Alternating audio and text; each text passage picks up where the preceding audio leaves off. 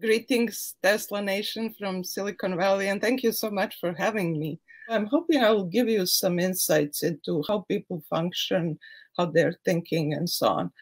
So right now in Silicon Valley, there is only one question on everybody's mind. Are we there yet?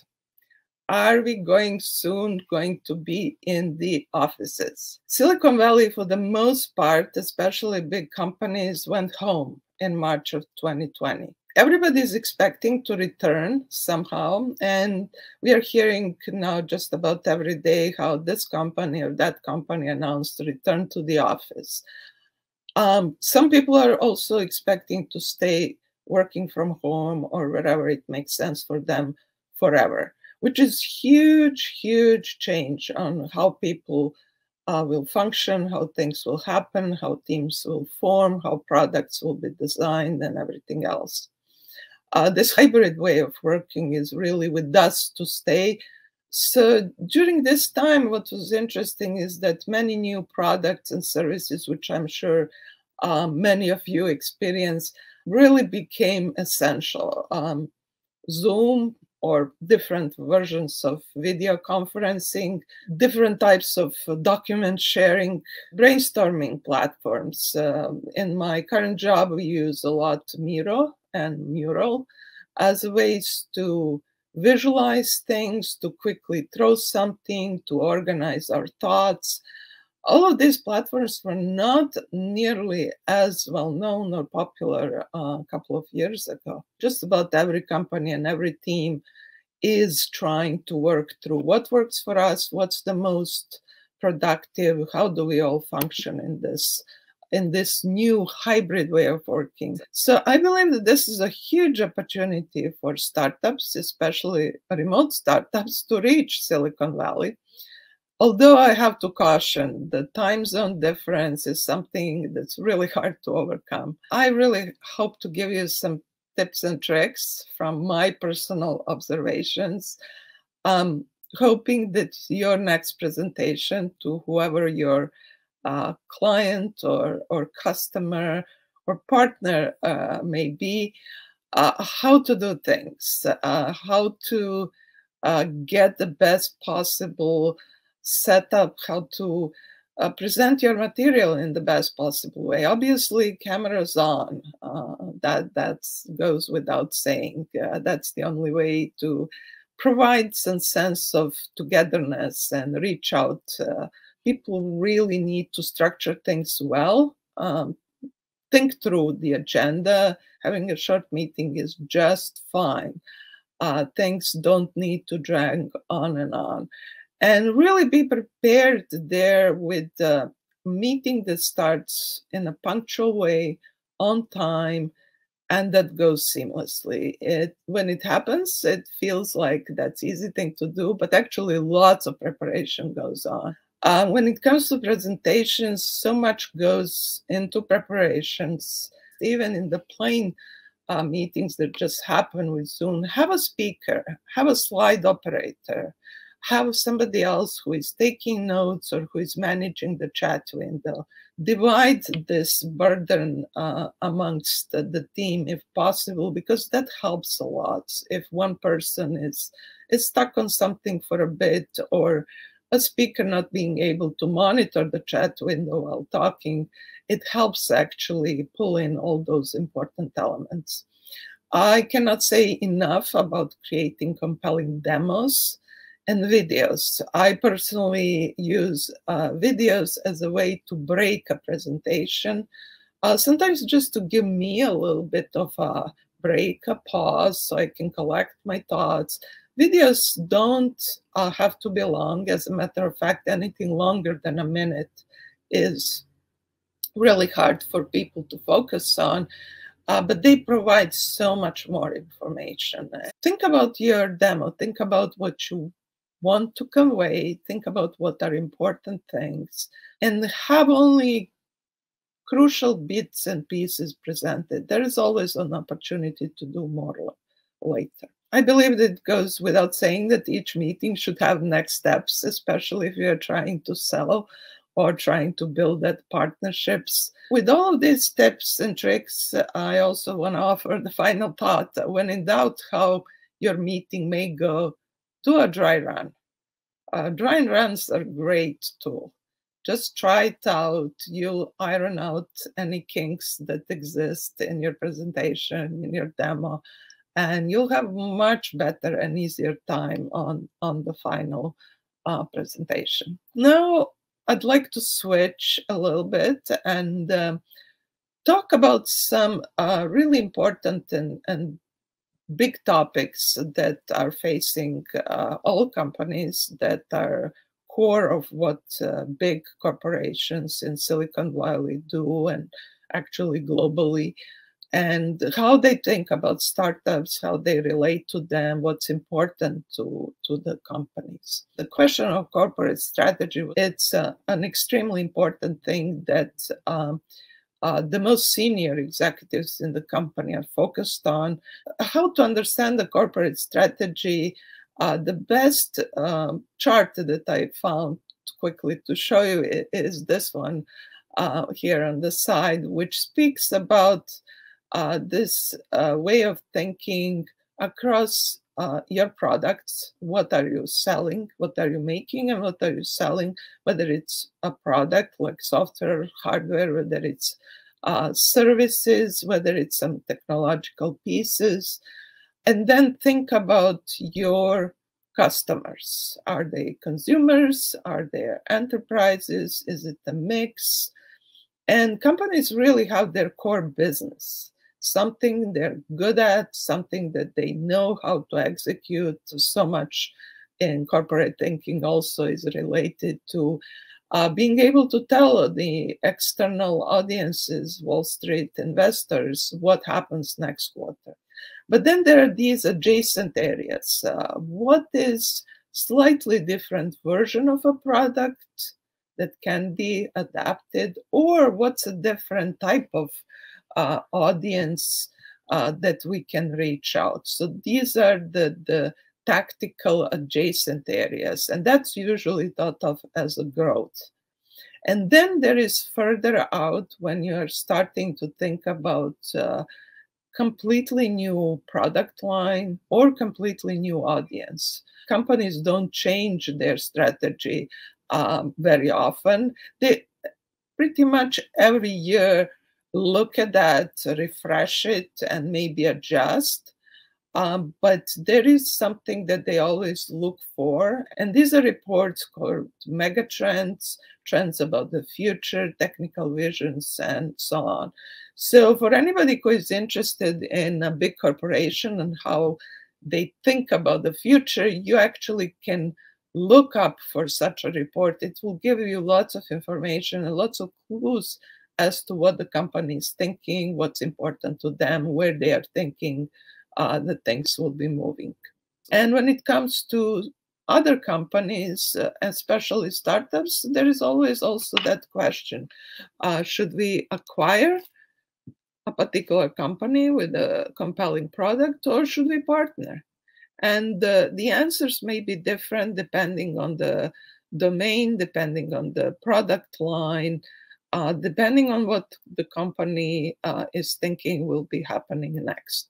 So this compelling product or service that fits into big companies' portfolio or is somehow adjacent is really kind of the first thing that a big company will ask about the startup, what they are all about, why is that compelling. Working with this company, new company, is that going to be faster than if we build it internally? When company decides that a startup is really worth a deeper look, there is typically two parts of due diligence that are done. There is business due diligence about the soundness of the new company, its business models, its standing, its customers, but there is also technical due diligence. And this is where frequently working in a corporate research, you are being asked to come in and actually assess the technology, to look how unique or innovative the solution is.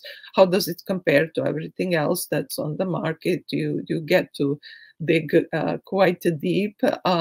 You get to understand the intellectual property. Can this startup defend its position technically? And then you get to talk to the technical team, understand their technical expertise, understand their technical vision, and so on. Start out with approaching everybody as potential partners, but be on the outlook that perhaps in some cases you actually may be in competition. Finally, when it comes to big companies, the question is always, well, how do we get onto their radar? How do we get to talk to somebody? Many parts of a big organization are actually thinking about the startup spaces. It can be senior leaders in each of the R&D organizations, senior architects. It can be innovation officers. It can be part of M&A, mergers and acquisitions, corporate teams. All of these are part of new ventures team that may decide that the startup is worth investing.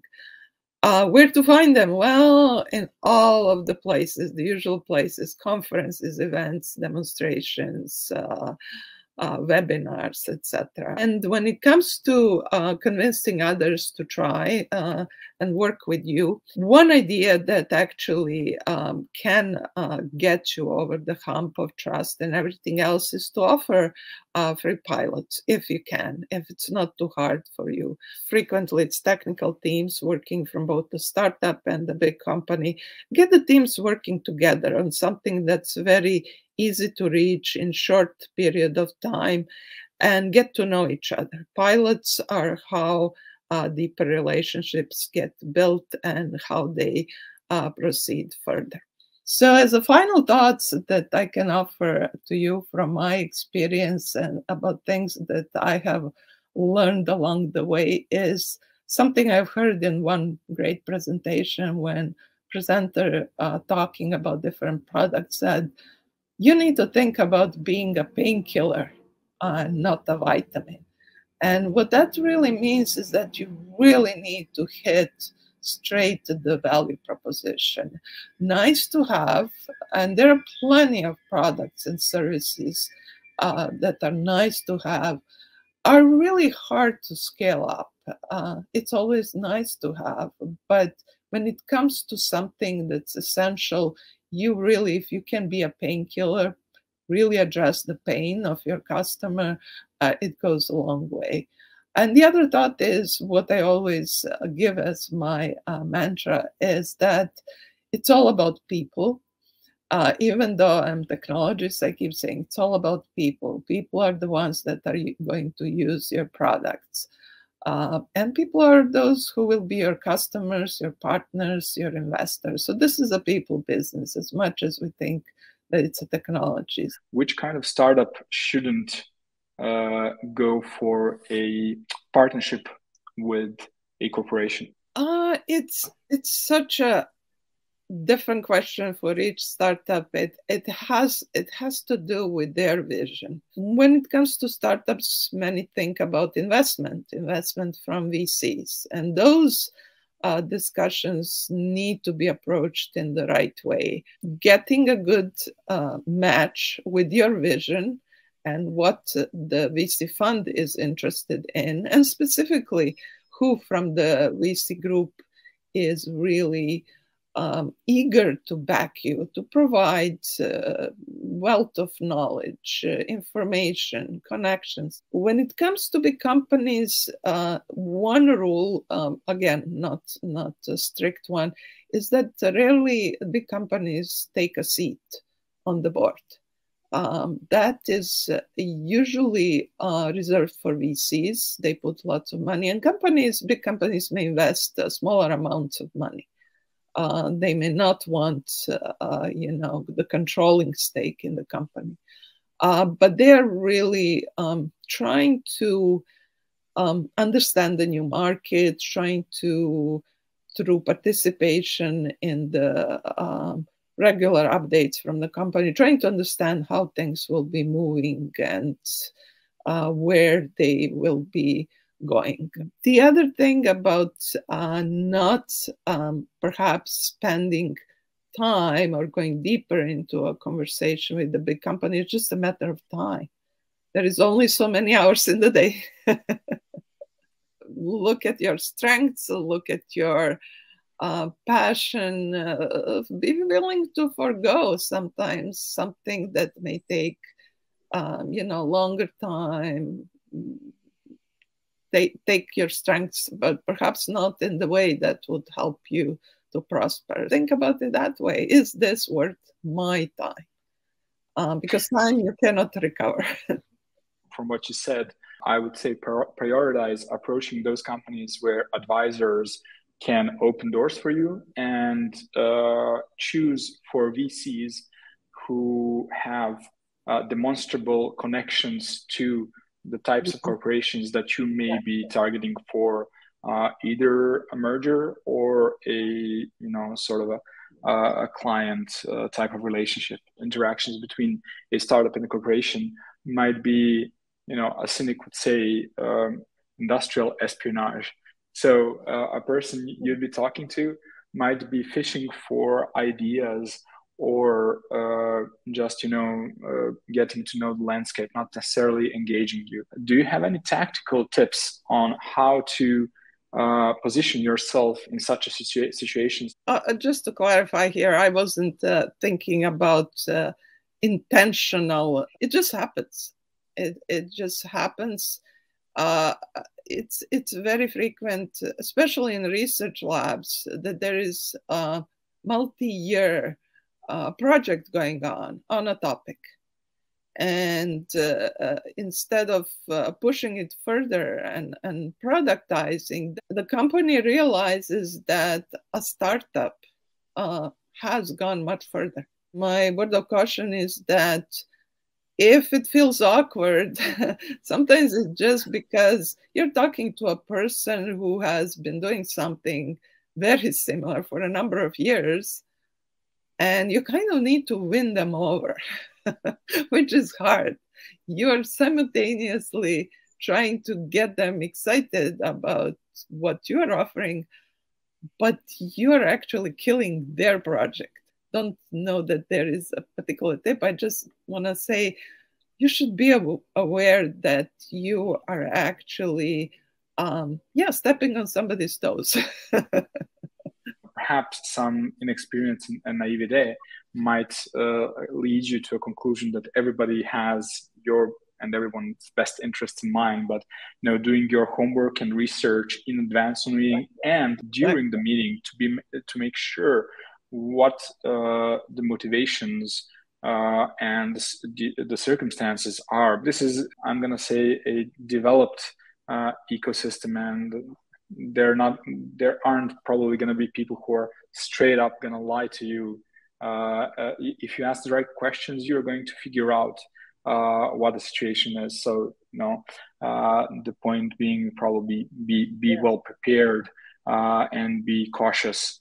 Common sense. Some of those discussions take lots of reading the room, lots of preparation, which happens to be much harder on Zoom. Oh yeah, no question about that. So one additional tip that came to mind: if a corporation reaches out to you, perhaps be extra careful. You mentioned that there are three segments of a corporation's business strategy. So there is core business, there is tactical growth, and there is strategic growth. Is there any particular phase, if I may call it that, out of these three, that startups are more likely to get a positive outcome if they were to focus on that particular right. on a particular area of those three? Yes, it's definitely in this more strategic, more core growth, future areas. That's where really the company is thinking hard. And with this growth, it's important to know that this is where there is the most opening for the startup, because everything is unknown. So if you hit the right match, you're in providing really critical piece of the puzzle. You know, executives in the C-suite must be thinking, you know, about the years and decades ahead, and that's where, you know, the biggest opportunities for startups might be. You also mentioned that there often are sort of public clues about what is the future charted path for a corporation, which are materials that entrepreneurs can peruse so that they can, well, classify which companies they might want to try and approach. Where can you direct us when it comes to this particular resource? There is lots that happens as part of the quarterly results, you know, and the calls with analysts. The company CEO usually gives some indication about how things are executed. As I said, the strategy, the companies sometimes publish them. You can see them in executives' presentations. What I mentioned, mega trends, that's one type of a report that refreshed every year with a different theme, mentioning different new technologies, etc., etc. Again, they're not an answer for everybody and everything. It's just a good way to understand, like, this kind of decade thinking. Big companies think literally in decades and try to anticipate things as much as possible. You mentioned that one of the reasons why a corporation would be interested to work with a startup is because it might be faster than building internally. Would you recommend to startups who are negotiating with corporations to sort of put extra light on that benefit? And the reason why I'm asking that is because perhaps it might be considered untactical to sort of imply that the other party is not agile, even though everybody knows that that's the situation. I would maybe phrase it differently. I say we believe we are quite ahead and have demonstrated in agility to quickly deliver results, and we believe that through joint work we can actually have a win-win situation where customers are served better.